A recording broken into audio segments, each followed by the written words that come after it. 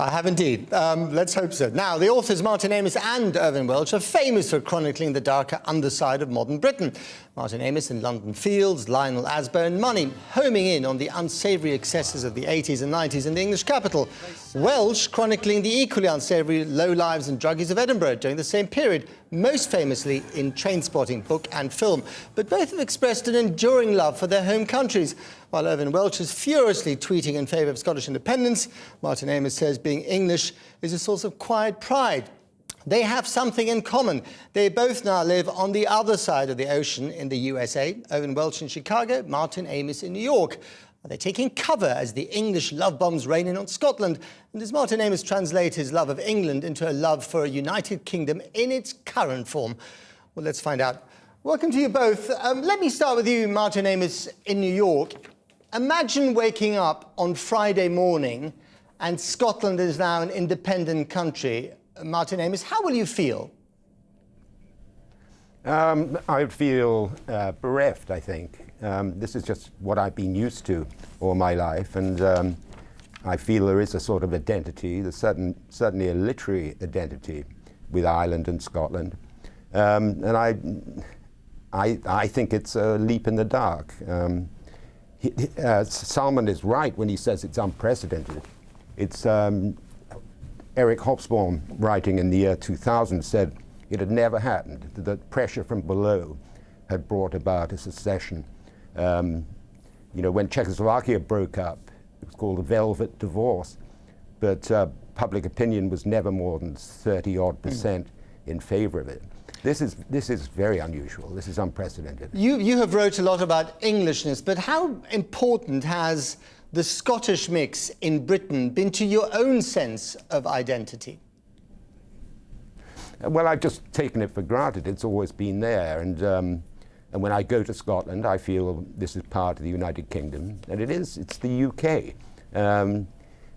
What would be left of it if Scotland got out is a very diminished country, entity.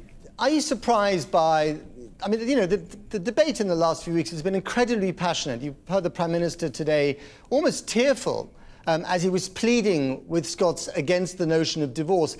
Does it surprise you, watching all this unfold from the other side of the pond, that it's taken so long for people in London, especially the politicians, to realise what is at stake here?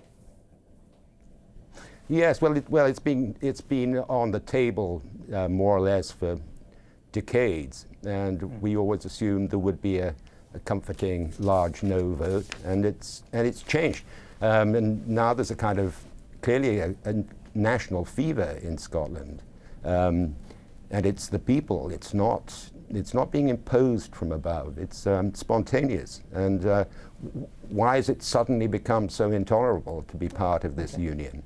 Okay, well, let's put that to Irvine Welsh, who's all the way over in Chicago. It's very odd talking to both of you on the other side of the Atlantic, but there we go.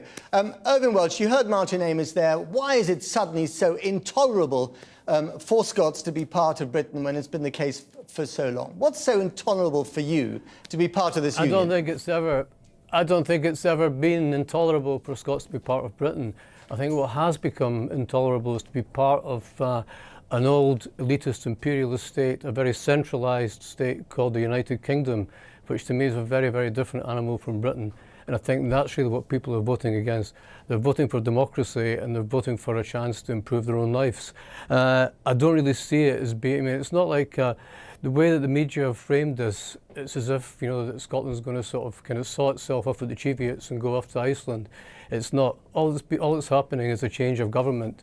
Basically, people are running their own affairs. That's got to be a good thing. It's got to be a good thing for Scotland, and I think the knock-on effects for England are immense as well. And I think, you know, that it's an exciting change, as Martin has said there. It's from the people. It's democracy at a grassroots level. It's not from the top down. It's not from the tired political classes and the elites.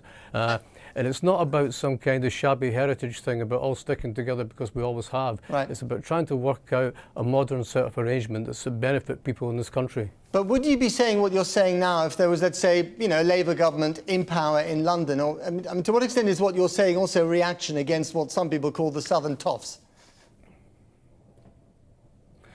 It's nothing to do with that. I mean, you have to accept, on one level, you have to accept that the economies in the southeast of England and the economies in Scotland are very different.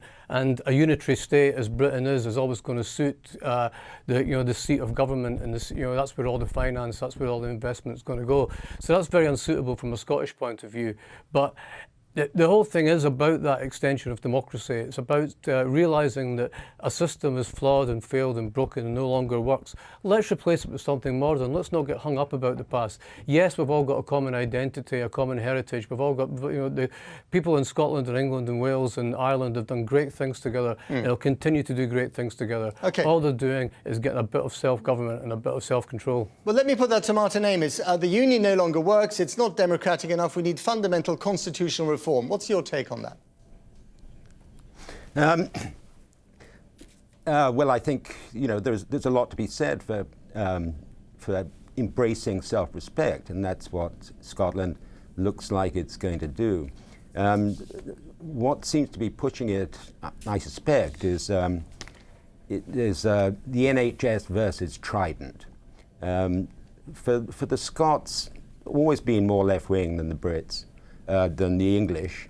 They're hard men. It's law and economics there, and they look at those figures, and there is no justification for Trident. It's just it's for face. It's for reasons of prestige that we have Trident.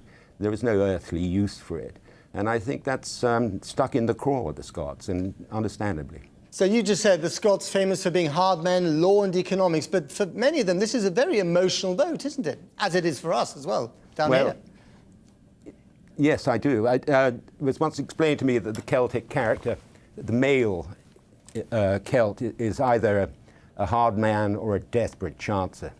And I think the desperate chancers are showing very strong at the moment, but the question is, will the hard men decide on a risk-averse strategy and vote no?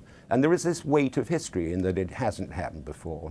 And I think that's the sort of thing that subconsciously will impede the yes vote.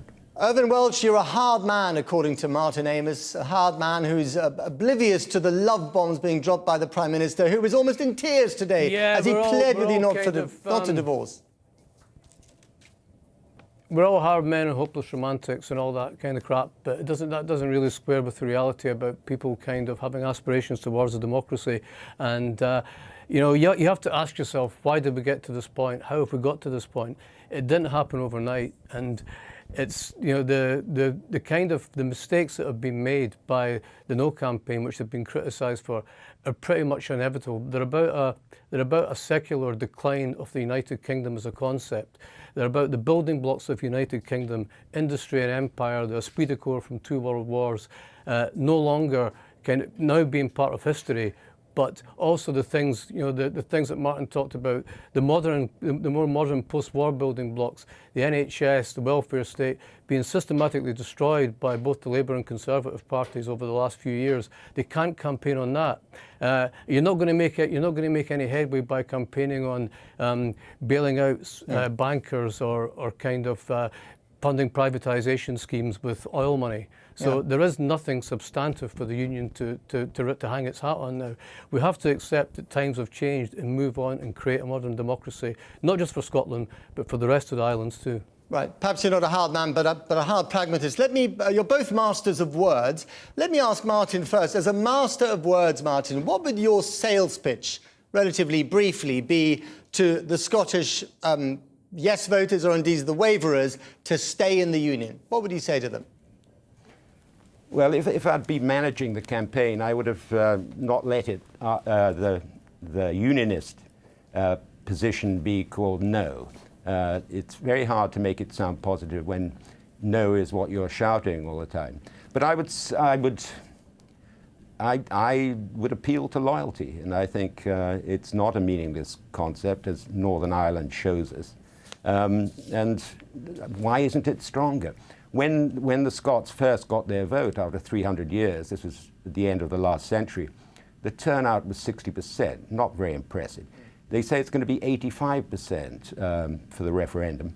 Now, where did that passion come from, and so recently? Okay. Why has it manifested itself here? Okay. Martin, I'm going to have to leave it there. But Irvine Welsh, a final word to you. You are a master of the pithy tweet, some of them that I can't reproduce on this programme because the language is rather vernacular.